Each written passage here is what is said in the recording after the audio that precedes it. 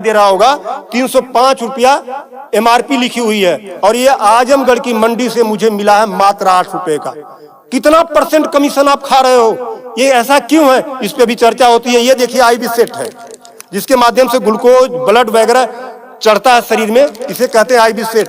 इस पे जो एमआरपी लिखी हुई है वो 198 और यहाँ आप देख सकते हैं 198 रुपए की ये आईबी सेट मुझे पड़ी है मात्र 12 रुपए की। फिक्स्टर वीगो सेट लगाने के बाद जो उस पर टेप लगाया जाता है यह मुझे पड़ी है 6 से 7 रुपए की और इस पे एमआरपी 71 रुपया 50 पैसा। यहां भी आप देख सकते हैं। मैं इसलिए आपके बीच आया हूं।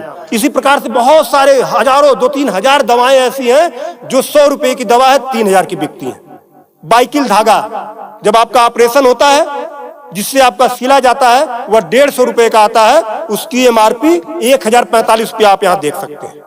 उसी प्रकार से लंग एक्सरसाइजर 150 रुपए का आता है जिसका प्रिंट रेट है 690 रुपया।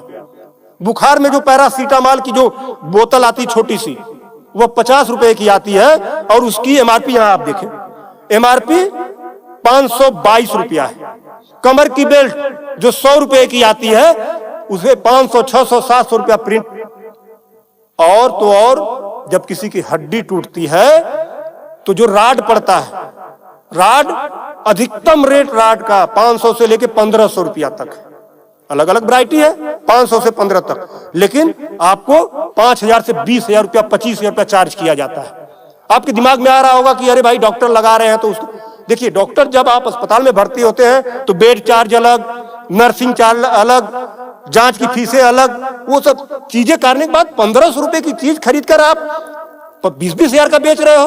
तब मैं आपके बीच कहने आया हूं कि साथियों उसी प्रकार से बहुत सारी दवाई हैं।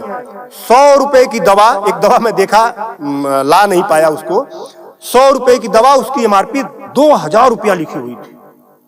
हजारों दवाइयां हैं आपके साथ, आपको लूटने का काम कर रहा है। मुद्दा ये नहीं है, मुद्दा ये नहीं है कि इस पे 305 का प्रिंट छपा हुआ है।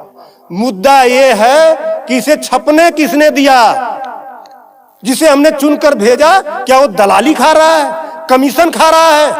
8 रुपए की चीज 305 रुपए का प्रिंट वो छपने क्यों दे रहा है? ये चोरी से थोड़ा ना बिक रही है, खुलेआम बिक रही है।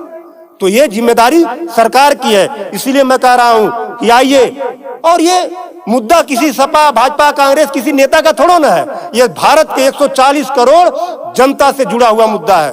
आपको आगे आना होगा और आगे आने के लिए आपको इस वीडियो को अधिक से अधिक शेयर करवाना होगा, अधिक से अधिक लोगों को बताना होगा। इसलिए नहीं कि मेरा ये प्रचार हो जाएगा, ऐसा कुछ नहीं है। इस मुहिम को जब ये वीडियो शेयर होंगे, सोशल मीडिया एक ऐसा प्लेटफॉर्म है जिससे सरकारें हिल जाती हैं। आज मैं इस चीज को लेकर आया हूं, यह जनता से जुड़ा हुआ मुद्दा है। जब आप मेरी इस बात को, जनता की इस आवाज को अपने इलेक्ट्रॉनिक गैजेट्स के माध्यम से आगे बढ़ाने का काम करेंगे, निश्चित रूप से सरकारें डरेंगी। और मैं तो कहता हूं सरकारों को जनता से डरना चाहिए, जनता को सरकारों से नहीं डरना चाहिए। तब मैं आपके बीच कहने आया हूं कि आइए मेरी इस मुहिम को आगे बढ़ाएं।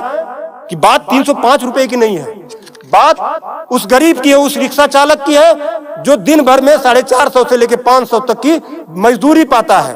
अगर उसकी तबीयत खराब हुई, वो बेहोश हो गया, उसके घर वाले किसी उसको अस्पताल लेकर जाते हैं तो 305 रुपया वो अस्पताल केवल वीगो का चार्ज कर लेगा, फिक्स्टर का 71 रुपया चार्ज कर लेगा और आईबी सेट का चार्ज कर लेगा।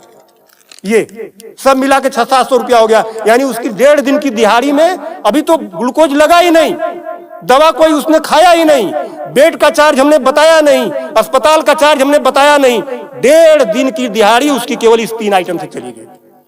आगे की दवा कहां से आएगी? तब उसका बाप खेत बेचेगा, उसकी बीबी गहना बेचेगी। इस तरह का लूट खसोट। और मैं तो कहता हूं शर्म करो ऐसा करने वाले लोगों। 8 रुपए की चीज 305 की बेचते हो।